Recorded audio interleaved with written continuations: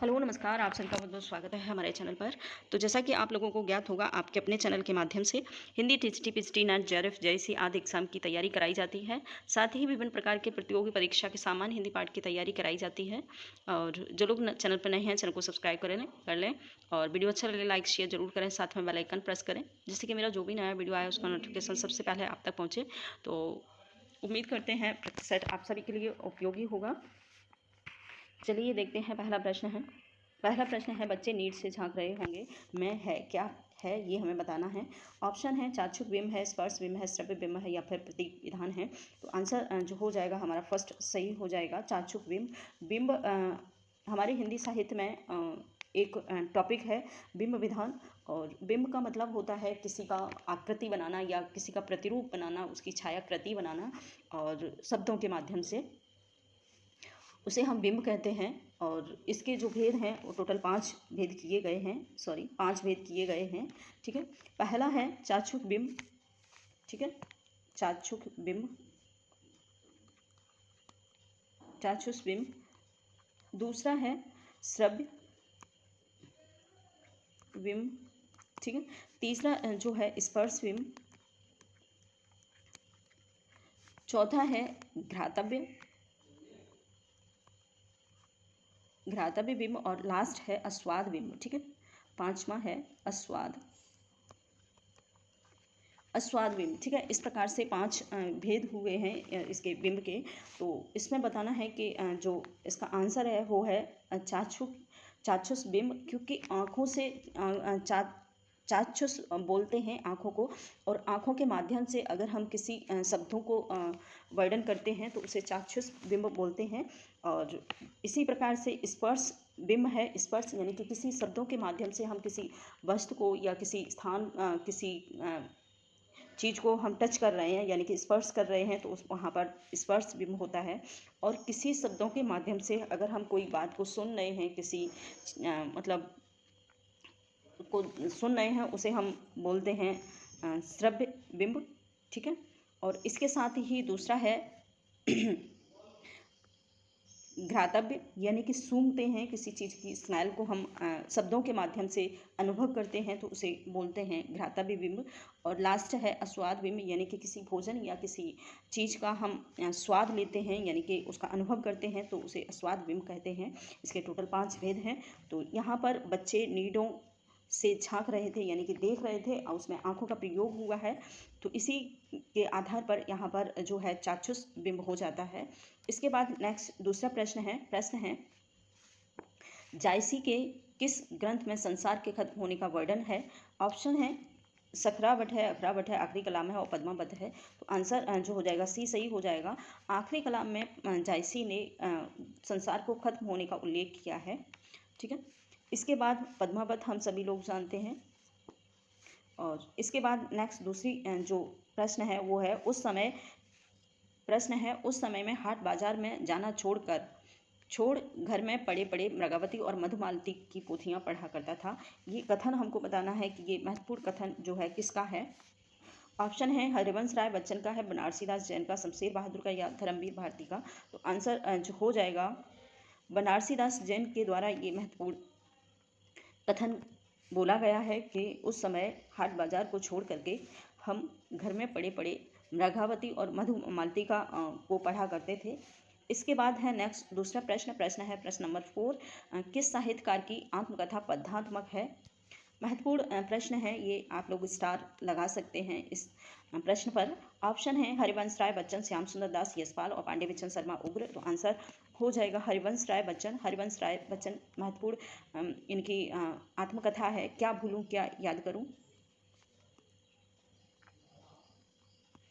क्या भूलूं क्या याद करूं महत्वपूर्ण है ये इनकी ये रचना। और इसके साथ ही सॉरी थोड़ा सा गड़बड़ हो गया मेरा पेज। ठीक है, हाँ, और ये टोटल 4 भेद हैं इसके, क्या भूलूं क्या याद करूं।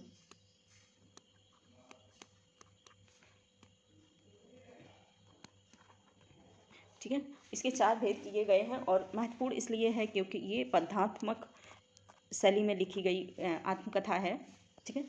इसके साथ नेक्स्ट दूसरा प्रश्न है, बच्चन जी की रचना खादी का फूल किस साहित्यकार के साथ लिखी गई है? खादी की फूल इनकी महत्वपूर्ण रचना रही है और बताना है किसके साथ इन्होंने पूर्ण किया है उसको। पहला ऑप्शन है महादेव वर्मा निराला और जयशंकर प्रसाद और सुमित्रा नंदन पंत, तो आंसर हो जाएगा डी सही। सुमित्रा नंदन पंत के साथ इन्होंने खादी की फूल रचना को लिखा है यानी कि पूर्ण किया है। इसके बाद है नेक्स्ट दूसरा प्रश्न, डॉक्टर रामकुमार वर्मा के अनुसार प्रथम सूफी काव्य माना गया है। महत्वपूर्ण ये प्रश्न है और अब जो प्रश्न आते हैं थोड़े से हटकर आते हैं, डीप आते हैं और पहले जैसे नहीं आता कि पहली आदिकालीन रचना सूफी कौन सी है, पहली सूफी रचना कौन सी मानी गई है, तो अब नहीं, अब थोड़ा सा हटकर प्रश्नों को दिया जाता है। एग्जामिनर थोड़े से हटकर बनाते हैं प्रश्न को। तो ऑप्शन है इसमें चंदायन है, मृगावती है और हंसावली है और सत्यवती कथा है ईश्वरचंद की। इसके साथ ही जो आंसर हो जाएगा इसका हो जाएगा ए सही, चंदायन। चंदायन मुल्ला दाऊद की महत्वपूर्ण रचना है। इसे हिंदी का प्रथम सूफी काव्य माना गया है। ठीक है। और इसका जो समय काल है लगभग 933 ईस्वी के समथिंग माना जाता है। इसके बाद नेक्स्ट दूसरा प्रश्न है, बामन दास किस उपन्यास का पात्र है? ऑप्शन है परती परिकथा, दीर्घतप्पा, मैला आंचल और बलचनामा, तो आंसर हो जाएगा मैला आंचल और ये इसका महत्वपूर्ण पात्र है बामन दास। साथ ही इसमें एक और महत्वपूर्ण है कालीचरण। ये दोनों ही पात्र ऐसे हैं जो मोस्टली रिपीट होते हैं इस रचना के, तो आप दोनों को ही याद रखिएगा, कालीचरण और बामन दास दोनों ही महत्वपूर्ण पात्र हैं इसके। तो आंसर हो जाएगा मैला आंचल। मैला आंचल प्रोड्यूसर रेड्डी की रचना है। इसके साथ ही नेक्स्ट दूसरा प्रश्न है, छायावाद का पतन पुस्तक के लेखक कौन है? ठीक है। ऑप्शन है देवराज है, नामवर सिंह है, सिद्धांत सिंह चौहान है, बच्चन सिंह है, तो आंसर हो जाएगा ये सही, देवराज। देवराज की महत्वपूर्ण रचना है छायावाद का पतन। ऐसा माना जाता है इस रचना के बाद छायावाद का जो खत्म होने लगा था, खत्म हो ही गया था मानो, और यहीं से इसका पतन इसी रचना में ऐसा उन्होंने कुछ इसके लक्षण दिए हैं कि यहाँ से छायावाद का अंत हो जाता है। इसके बाद है प्रश्न है, हालाबाद का समय काल माना जाता है। हालाबाद एक महत्वपूर्ण संप्रदाय चला करता था। ऑप्शन है उसमें 1922 से 1930 है, 1918 से 1936 है, 1933 से 1936 है और 1936 से 1939 है, तो आंसर हो जाएगा सी सही। 1933 से 1936 तक का ये समय काल रहा है हालाबाद का। हालाबाद का मतलब होता है मदिरा, यानी कि हाला का मतलब होता है मदिरा, और उस टाइम समय में मदिरा से रिलेटेड रचनाएं लिखी जा रही थी, इसीलिए इसे हालाबाद का नाम दिया गया था। और इसके प्रवर्तक जो हैं वो हैं हरिवंश राय बच्चन। हरिवंश राय बच्चन, ठीक है, ये इसके प्रवर्तक माने जाते हैं और इसका समय काल है 1933 से 1936 ईस्वी तक। इसके बाद है नेक्स्ट दूसरा प्रश्न, कहानी तीसरी कसम। ठीक है, यहाँ तीसरा लिखा है, तीसरी आप लोग लिख लीजिएगा।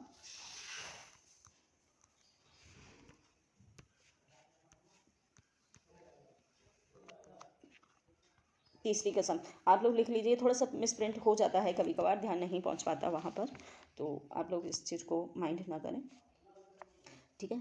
तो इसके साथ ही प्रश्न है कि इस पर जो फिल्म बन चुकी है वो किसने लिखी है? ये तीसरी कसम ये फिल्म है और ये इसकी जो भूमिका है, इसकी जो किसने लिखा है, जिस कहानी के माध्यम से ये फिल्म बनी है। ऑप्शन है कृष्णा सोबाती है, मृदुला गर्ग है, उषा प्रियंवदा और हैं फर्डेश्वर रेणु, तो आंसर हो जाएगा हमारा फर्डेश्वर रेणु। फर्डेश्वर रेणु बहुत ही महत्वपूर्ण रचनाएं इन्होंने लिखी हैं और बहुत ही फेमस रहे हैं। ये आंचलिक उपन्यासकार हैं हमारे हिंदी साहित्य के, और आंचलिक उपन्यास में सबसे पहले फर्डेश्वर रेणु का नाम लिया जाता है। इसके बाद है प्रश्न 11। प्रश्न है, हिंदू मकबर पाँव न रखियो का बहुते जो हिंदी भागे, और ये कथन बताना है किसका है। ऑप्शन है नूर मोहम्मद, मुल्ला दाऊद जायसी और सरफुद्दीन जयगीर, तो आंसर हो जाएगा ए सही।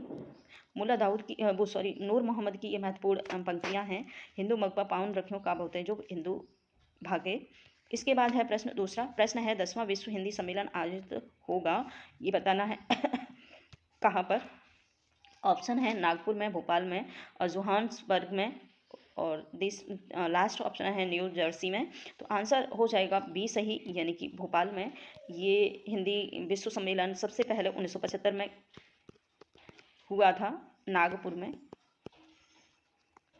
में सबसे पहले हिंदी विश्व सम्मेलन हुआ था हिंदी साहित्य में। इसमें देश विदेश, नेशनल इंटरनेशनल दोनों ही इस सर्वज्ञ लोगों को बुलाया गया था, और इसके आधार पर यहाँ पर आयोजित हुआ था सबसे पहले 1975 में, और ये प्रति 3 वर्ष बाद इसका सम्मेलन होता है। तो जो 10वां होगा वो भोपाल में होगा। इसके बाद है प्रश्न दूसरा। प्रश्न है, इनमें से किस लेखक ने नाटकों के अभिनय करने के लिए अपने पिताजी की मूंछ मुड़वा लेने की आज्ञा मांगी थी? यानी कि बताना है कि किस लेखक ने अपने नाटक में अभिनय करने के लिए अपने पिताजी से मूंछ मुड़वाने के लिए उन्होंने अपनी आज्ञा ली थी कि मूंछ मुड़वा दूं कि नहीं नाटक के लिए। तो ये बताना है कि कौन है वो। ऑप्शन है प्रताप नारायण मिश्र हैं, भारतेंद्र हरिश्चंद्र हैं, बद्रीनाथ प्रेमगन है, जगमोहन है, और आंसर हो जाएगा फर्स्ट सही। इन्होंने अपने पिता से आज्ञा मांगी थी और नाटक में अभिनय करने के लिए इन्हें मूंछ मुड़वानी पड़ी थी।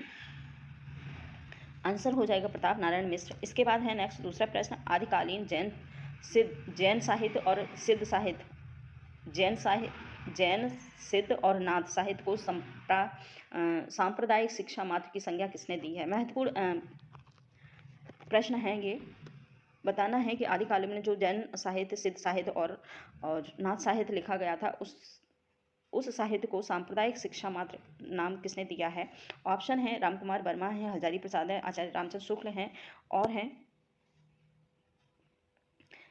बच्चन सिंह। तो आंसर जो हो जाएगा इसका हो जाएगा आचार्य रामचंद्र शुक्ल ने इसे सांप्रदायिक शिक्षा नाम दिया है।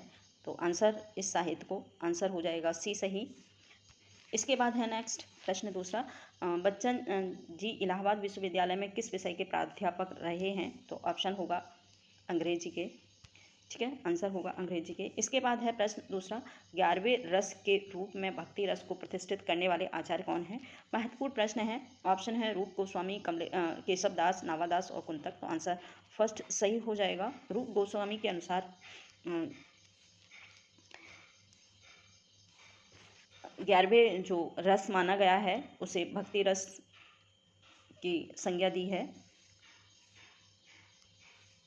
वो रूप गोस्वामी के अनुसार रूप गोस्वामी ने माना है। इसके बाद है बांधो बांधो किरण चेतन, तेजस्वी है तज्जा जीवन, आति भरत ज्योतिष्पर्धन, महिमा बल। ये पंक्ति बतानी है किसकी है? महत्वपूर्ण पंक्तियां हैं, किस रचना से है? ऑप्शन है बादल राग, दूसरा है राम की शक्ति पूजा, तीसरा है जागो फिर एक बार, और लास्ट जो है वो है तुलसीदास। तो आंसर हो जाएगा तुलसीदास। ये निराला की महत्वपूर्ण रचना है। ठीक है, इसके बाद नेक्स्ट दूसरा प्रश्न है।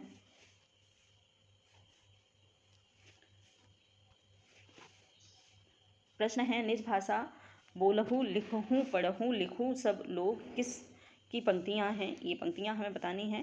तो आंसर हो जाएगा, ये पंक्तियाँ महत्वपूर्ण हैं श्रीधर पाठक की। ये एक राष्ट्रवादी कवि रहे हैं श्रीधर पाठक। इसके बाद है नेक्स्ट प्रश्न दूसरा। प्रसिद्ध कविता आत्महत्या के विरुद्ध किसकी रचना है?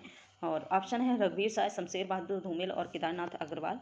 तो आंसर हो जाएगा इसका वो है रघुवीर साय। और आत्महत्या के विरुद्ध ये महत्वपूर्ण रचना है शमशेर बहादुर की, रघुवीर साय की।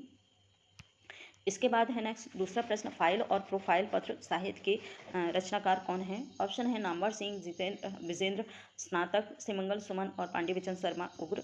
तो आंसर हो जाएगा डी सही, पांडे बिचन शर्मा उग्र। इसके बाद है नेक्स्ट दूसरा प्रश्न। मैं प्रयोगवाद का अगुआ नहीं पिछलगुआ हूँ, ये कथन किसका है? और ये कथन बहुत ही महत्वपूर्ण है क्योंकि बहुत बार ये रिपीट हुआ है प्रश्न। तो आप लोग इस चीज़ को नोट कर लें अपने नोट्स में। और बताना है। ऑप्शन है दिनकर हैं, केदारनाथ अग्रवाल, नागार्जुन और मुक्तबोध। तो आंसर हो जाएगा ए सही। ये इन्होंने प्रयोगवाद के विषय में यानी कि अज्ञे के विषय में इन्होंने कहा है कि मैं प्रयोगवाद का अगुआ नहीं पिछलगुआ हूँ, कि उसी से हमने सीखने को मिला है। इसके बाद है नेक्स्ट दूसरा प्रश्न। बच्चन कि किस कृति को साहित्य अकेडमी पुरस्कार मिला है, यानी कि हरिवंश राय बच्चन। ऑप्शन है मधुशाला, प्रवासी की डायरी, दो चट्टानें और टूटी छूटी कड़ियाँ। तो आंसर जो हो जाएगा सी सही, दो चट्टानें। इसके बाद है नेक्स्ट दूसरा प्रश्न, रेखाएं बोल उठी रेखा चित्र रेखाएं बोल उठी रेखा चित्र किसका है। ऑप्शन है श्री राम शर्मा है, महादेव वर्मा है, देवेंद्र सत्यार्थी और गोपाल राय कहरमी। तो आंसर हो जाएगा देवेंद्र सत्यार्थी। ये इनकी महत्वपूर्ण रेखा चित्र है, रेखाएं बोल उठी। इसके बाद नेक्स्ट दूसरा प्रश्न है किस आचार्य ने निर्गुण सगुण दोनों धाराओं को प्रभावित किया है। तो ऑप्शन हो जाएगा इनका जो है वल्लभाचार्य, निम्बार्काचार्य, रामानंद और विठलदास। तो आंसर हो जाएगा इसका रामानंद। माना जाता है कि रामानंद ने दोनों ही शाखाओं को प्रभावित किया है, यानी कि दोनों ही शाखाओं में इन्होंने अपना योगदान दिया है, और जिसमें सगुण काव्य धारा और निर्गुण काव्य धारा। और इसके बाद नेक्स्ट और लास्ट प्रश्न है रहस्यवाद का आधार क्या है। और अद्वैतवाद है, दूसरा है द्वैतवाद, विशिष्ट द्वैतवाद और द्वैताद्वैतवाद। तो आंसर हो जाएगा ए सही, यानी कि अद्वैतवाद। रहस्यवाद का जो आधार है, यानी कि रहस्यवाद कहाँ से स्थापित हुआ है, रहस्यवाद का आरंभ मतलब कहाँ से है, तो माना जाता है अद्वैतवाद से। और आज का जो प्रैक्टिस सेट यहीं समाप्त करते हैं। नेक्स्ट किसी और प्रैक्टिस सेट के साथ आएंगे, और साथ भी सभी से रिक्वेस्ट है कि अपने एक कमेंट ज़रूर करा करें, साथ ही